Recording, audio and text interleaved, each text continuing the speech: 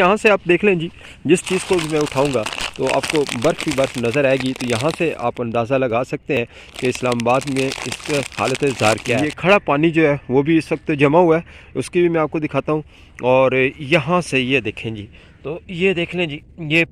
یہ پانی جو ہے یہ مکمل طور پہ فریز ہوا ہے، اس لیے کہ یہاں پر عموماً یہاں پہ پانی جو ہے وہ کھڑا ہوا ہوتا ہے، اور یہ سین ہے سارے کے سارے برف کے جو ٹکڑے ہیں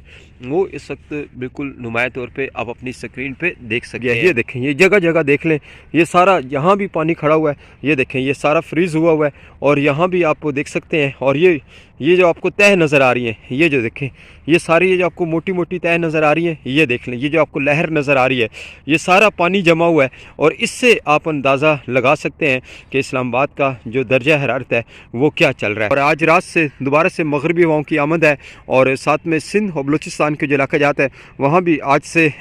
بارش کا سلسلہ شروع ہونے جا رہا ہے، اور ساتھ میں باقی راولپنڈی، اسلام آباد، خطہ پٹھوار، ہزار ڈویژن، کے پی کے، پنجاب، مشرقی وسطی علاقہ جات، کشمیر کی وادیاں، گلگت بلتستان کے جو علاقہ جات ہیں یہاں بھی ماشاءاللہ سے آج سے، جسے کہتے ہیں کہ آج رات سے یہ اسپیل داخل ہوگا، لیکن کل سے پراپر ہفتہ اتوار اسپیل کی جو خوبصورتی ہے وہ بڑھ چڑھ کے نظر آئے۔